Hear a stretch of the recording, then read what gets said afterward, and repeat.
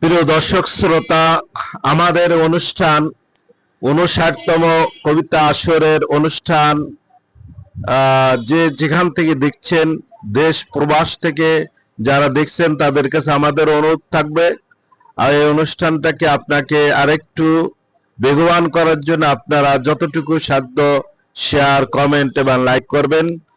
এখন আমাদের কবিতা নিয়ে আসছেন স্বরচিত কবিতা আমাদের সকলের শ্রদ্ধাভাজন ব্যক্তিত্ব কবি আব্দুল সামাদ ভাই।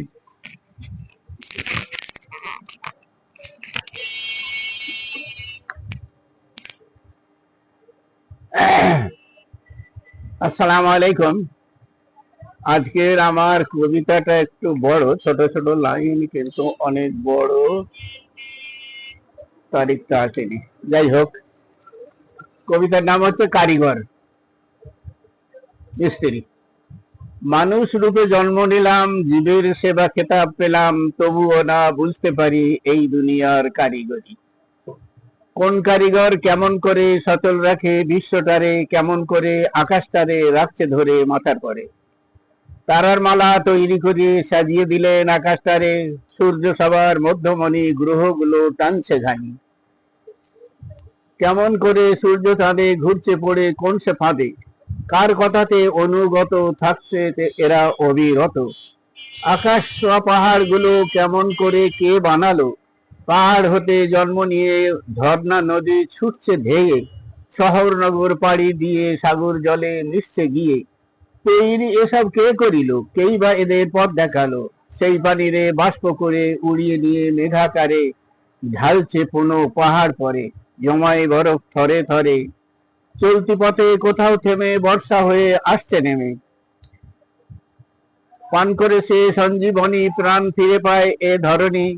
কেমন করে মেঘের ভেলা শূন্যাকাশে করছে খেলা, ধমকানি দেয় শিউরে ওঠা চকমকিতে আলোর ছাটা। কখনো বা শুভ্র বাসে মুচকি হেসে যাচ্ছে ভেসে, কোন কারিগর কেমন করে রাখছে বহল চক্রটারে। ঝোপ জঙ্গল বৃক্ষ লতা দিচ্ছে মোদের কারবারতা, লতা গুল্ম বৃক্ষ রাজি।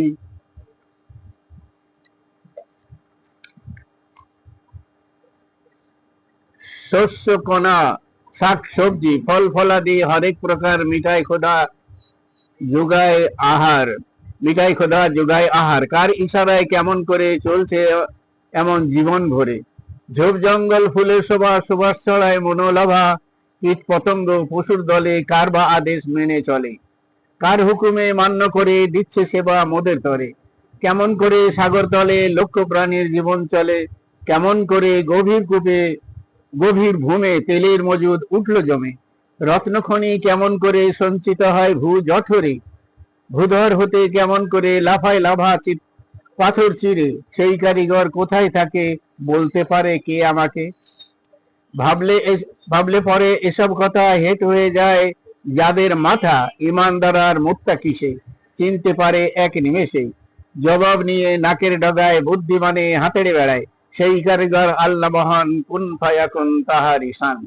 ধন্যবাদ। বসেন ভাই, বসেন বসেন। ধন্যবাদ। আমি আমি স্যার, এত বড় একটি কবিতা সামাদ ভাই, আমি তো অবাক হয়ে যাই। আমরা জানি যে বাংলা সাহিত্যে অনেক কবির এর একটা দুইটা কবিতার কারণে তারা ফেমাস হয়ে যায়। তো আপনার চমৎকার একটি কবিতা আমরা শুনলাম, এবং এই কবিতার আমি একটু আসি। কবিতার সমালোচনা আমরা করতে পারবো না, তবে একটু প্রশংসা শুনি স্যারের কাছ থেকে। স্যারের কবিতাটা কেমন লাগলো? ধন্যবাদ সঞ্চালক মহোদয়কে। আসলে সামাদ ভাইয়ের কবিতা আগেও শুনেছি, আজকেও শুনলাম। ওনার সম্পর্কে আমার তেমন কোনো একটা ধারণা ছিল না, কিন্তু পরবর্তীতে এসে ওনার যে লেখনির পুরোধার সত্যি আমাকে মুগ্ধ করেছে। উনি এরকম আরো কিছু সুন্দর সুন্দর লেখা আমাদেরকে উপহার দিবেন, এই প্রত্যাশা নিরন্তর। ওনার সুস্বাস্থ্য এবং দীর্ঘায়ু কামনা করি। সাথে সাথে আমাদের দর্শক সারি থেকে একটা আবেদন আসছিল, হেডমাস্টার সাহেব উনি বলছিলেন যে উনি যদি কানাডারকে নিয়ে যদি কিছু আমাদেরকে বলতেন তাহলে খুব ভালো হতো।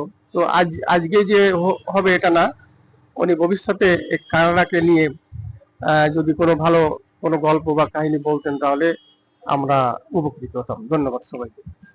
আমার একটা আবেদন থাকবে সামাদ ভাইয়ের কাছে, যে এই কবিতা সংগ্রহ আপনি একটু কবিতা আকারে, বই গ্রন্থ আকারে কবিতাটা বের করা যায় কিনা, আমি আপনাকে হেল্প করব। এত সুন্দর কবিতা, তো এই কবিতাগুলো যেহেতু আপনি যখন থাকবেন না, এই কবিতাগুলো আমরা দেখবো, যারা থাকবে তারা দেখবে যে কবিতা, কিন্তু একই পাণ্ডুলিপি আপনার কাছে আছে, হয়তো পাণ্ডুলিপি হয়তো 2 দিন পর হারিয়ে যাবে, কিন্তু একটা গ্রন্থ আকারে যদি এটা পুস্তিকা আকারে যদি এটা করা যায়, আপনি একটু চিন্তা ভাবনা করেন, আমরা হেল্প করবো আপনাকে যে কোথাতে করা যায়। তো আমি আমি চেষ্টা, আমি এত সুন্দর কবিতা, আমি মুগ্ধ হচ্ছি। ধন্যবাদ সামাদ ভাইকে। সুন্দর একটি কবিতা শোনা আমরা শুনলাম।